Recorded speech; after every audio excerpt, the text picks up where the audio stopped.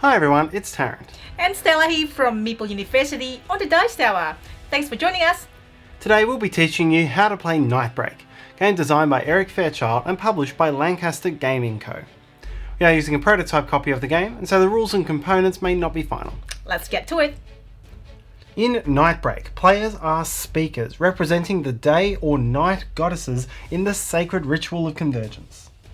Commanding 3 heroes at a time, players will accumulate and spend blessing points in order to attack their opponent's heroes, hoping to overwhelm them and gain the favour of their goddess. Over 2 day-night cycles of play, the player who gains the most favour will win the game. To set up, choose a first player who chooses to play as either Sun or Moon.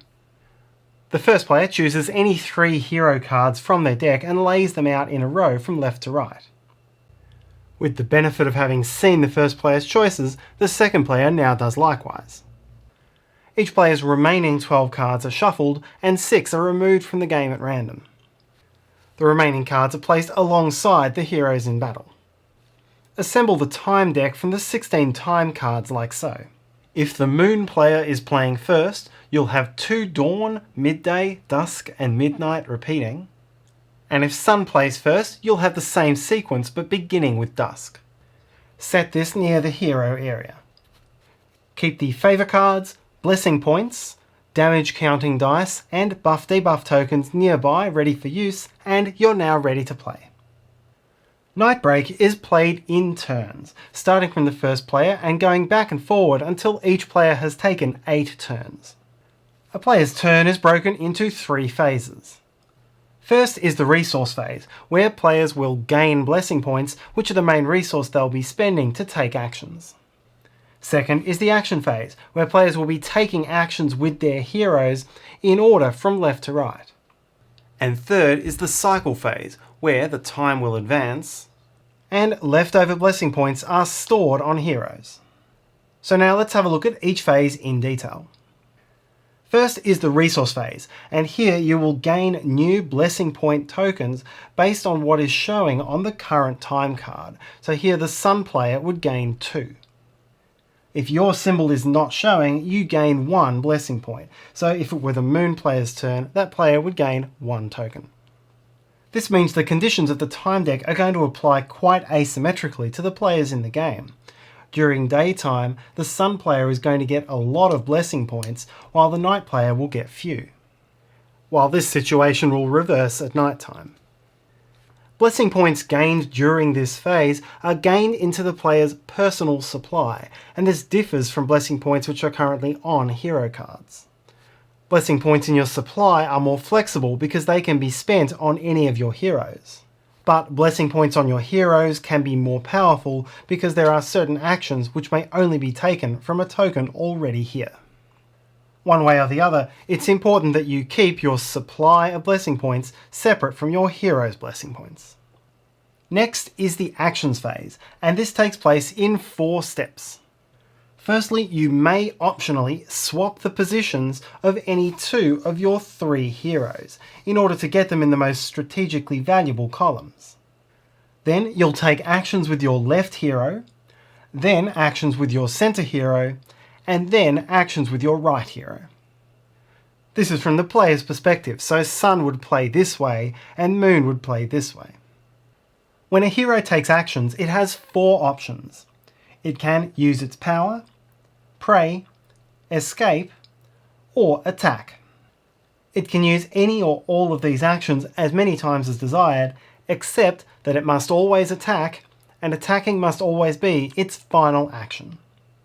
To activate a power, you must spend the number of blessing points listed, either from the player's personal supply or from that hero.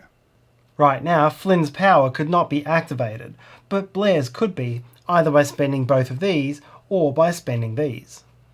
These powers usually involve attacking your opponents, healing your teammates, or applying buffs or debuffs. And we'll cover some of the specifics a little later. Praying is a way of gaining additional blessing points. A hero can only pray with a blessing point that is on the hero card, not in the player's supply, and to take the action, that blessing point is flipped over to the darker side. In the player's subsequent resource phase, after gaining any blessing points from the time card, the prayer token is removed from the card and the player gains 2 blessing points into their personal supply. Although prayer tokens are on the same physical tokens as blessing points, they are not blessing points, and so cannot be spent as such at any time. The third action is escape, and once again this can only be done with a blessing point already on a hero, not a blessing point from your supply. The objective of the game is to overwhelm your opponent's heroes by making their damage equal or greater to their hit points. And this is what earns you favour points in the game. But if you can orchestrate an escape, then that hero, however damaged it is, leaves your lineup, as well as its damage and any blessing points and buffs or debuffs, and is returned to the bottom of your deck, without the opponent gaining any favour. You'll then replace that hero, and we'll talk about how to replace a little bit later. A hero's final action is to attack. It costs no blessing points, and it must be done as the final action on each hero's activation. The attack statistics are shown in the top right corner with a symbol and a number. The arrows represent a ranged attack, and this hero can do that much damage to any one opposing hero in any column.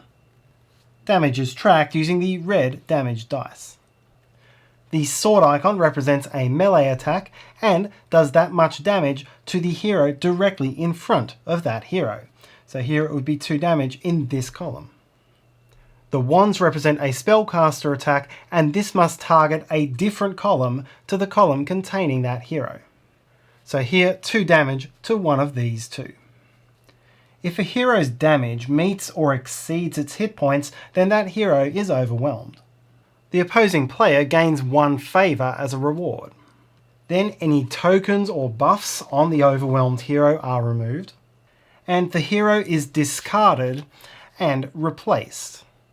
For the replacement sequence, the player first draws the top card from the hero deck and then chooses whether or not to add it back to the same column or discard it. If discarded, the second card is drawn and must be placed in the empty rank. Then resolve the arrival effect on the new card, which is the power next to the sail icon, and then restart play from the phase where you left off. If you need to draw a card and your draw deck is empty, then shuffle your discard pile into a new draw deck. These same replacement rules apply when replacing an escaped hero. Once a hero has finished taking actions, you'll move on to your next hero, and once all of your heroes are done, then you'll move on to your cycle phase.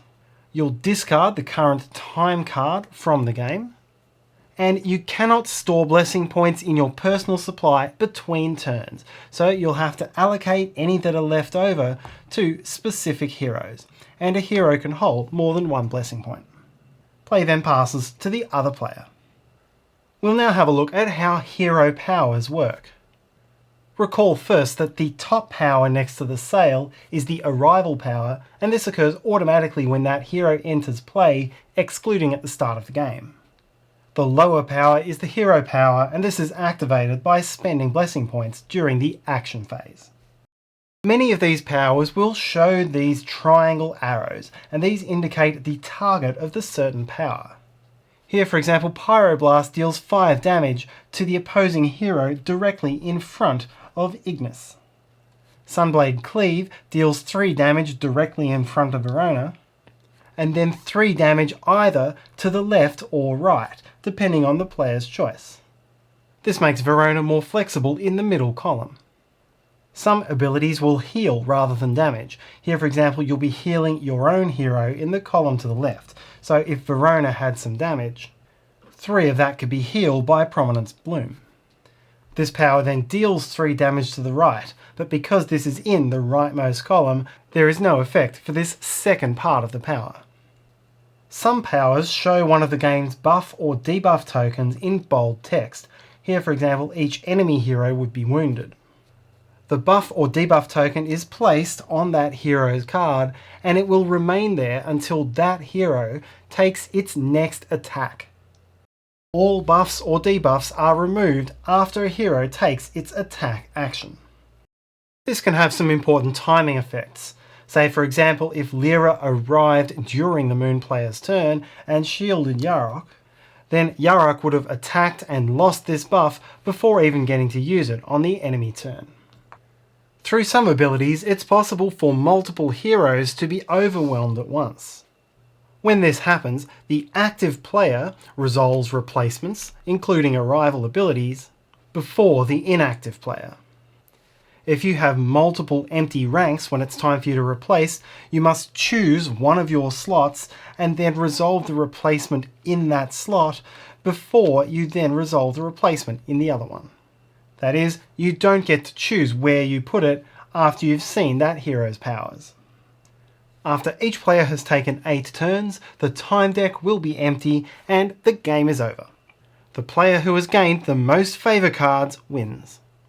In the event of a tie, count up the total current damage on all heroes in play, and the player with the least overall damage breaks the tie. If still tied, victory is shared. There are 3 additional playing modes for the game of Nightbreak. You can play the Unity format at 1 vs 2 or 2 vs 2. Players who share a team play fully cooperatively, and each side will play 4 heroes instead of 3. But otherwise there are no changes to the game's rules.